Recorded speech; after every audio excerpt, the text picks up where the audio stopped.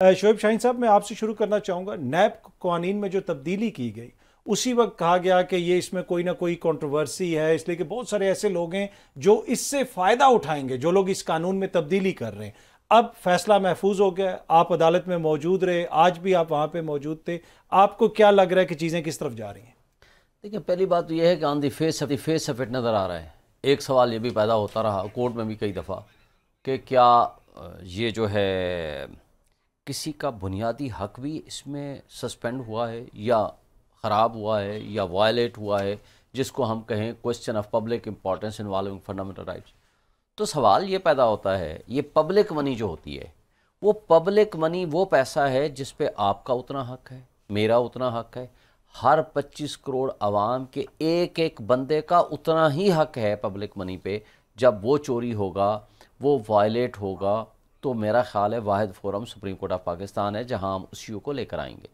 और फंडामेंटल और जो नैब लॉ की तरमीम हुई है, ये तरमीम करने वाले कौन हैं? लॉ मिनिस्टर साहब, जो शरीफ फैमिली के वकील हैं, जो तब्दीलियां कर रहे हैं उस कानून में। उन्होंने क्या किया, यहाँ केस कौन कौन से हैं, रेफरेंसेस कौन से हैं जमा हो गए हैं और कौन कौन से पड़े हुए हैं। एक तो इसको 1985 से इसका इतलाक़ कर दिया, यानी वो अपीलों पे भी असरअंदाज होगा, केसेस पे भी होगा, जमानतों पे भी होगा, सब चीज़ पे होगा। दूसरा, उन्होंने अपने सामने केस रखा और इस केस की बुनियाद पर जिस जिस शेक में उनकी गर्दन में वो आ रहा था फंदा, तो उन्होंने कहा कि इस कानून को ही बदल दो। ये पर्सन स्पेसिफिक था और सिर्फ अपने चोरी के पैसे ख़त्म कराने के लिए मेजॉरिटी ने वो उसको इस्तेमाल किया इस नैब लॉ की अमेंडमेंट को। उसका इफेक्ट क्या हुआ? आज तो सारी रिपोर्टें आ चुकी हैं, किस किस ने फ़ायदा उठाया और कौन कौन फ़ायदा उसका उठा सकता है। अच्छा, ये सुप्रीम कोर्ट में नाम भी जमा करवाए गए जिन जिन शख्सियात ने। अच्छा, पर देखें ना, इसमें सर इशू ये है ना कि पार्लियामान ने, अवाम ने उनको ये राइट दी है कि वो कानून बनाए। अब ये कैसे हो सकता है कि अदालतें हर कानून को इस तरह जो है वो स्ट्राइक ऑफ करते जाए अगर ऐसा कोई फैसला आता है? देखिए, हर कानून को स्ट्राइक डाउन नहीं करते, कानून की किस्में होती हैं। मुझे बताएं कि मैं खुद एक केस का मैं मुल्ज़िम हूँ, मैं पार्लियामेंटेरियन हूँ, मैं ही वो लॉ पास करता हूँ और मेरा लॉ मिनिस्टर है जो मेरा वकील है।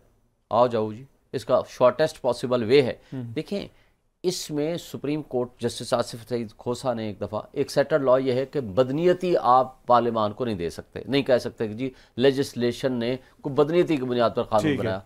लेकिन उन्होंने कहा हम ये तो देख सकते हैं कि क्या इनकी बोनाफाइडी है, नेक नियति इसमें है, तो लिहाजा जिस कानून में नेक नियति नहीं होगी उसको भी हम देखेंगे। और दूसरी बात भाई, करप्शन ख़त्म करने के लिए, करप्शन एक कैंसर है और पाकिस्तान में मुझे बताएं आज 25 करोड़ आवाम जो जलीलो ख्वार है, आखिर करप्शन हुई है ना इस मुल्क से। नहीं, पैसा तो लूट के मुल्क से बाहर लेकर गए हैं ना। से मुलाकात हुई, उसमें भी आर्मी चीफ ने जिक्र भी किया कि करप्शन कितना बड़ा मसला है, इससे तो कोई इनकार नहीं कर रहा। लेकिन बात यह है, वो उस सब्जेक्ट पे मैं बाद में आता हूँ, लेकिन मैं ये कहता हूँ कि आर्मी चीफ साहब को चाहिए, ठीक है, अच्छी बात है कि आप ताजरों से मिल लें, लेकिन आप अपने हिरार्की में देखें, कहीं वहां तो करप्शन नहीं हो रही, कहीं वहां तो हिस्सेदार नहीं बैठे हुए। उन्होंने तो ओवरऑल करप्शन की बात की, करप्शन लेकिन करप्शन एक कैंसर है, बिल्कुल। उस कैंसर का खात्मा थ्रू स्ट्रॉन्ग लेजिस्लेटिव लॉ से हो सकता है। ठीक है, अब ये नहीं हो सकता कि एक कानून के उसके होते हुए, जितना सख्त कानून भी था फिर भी करप्शन जारी थी,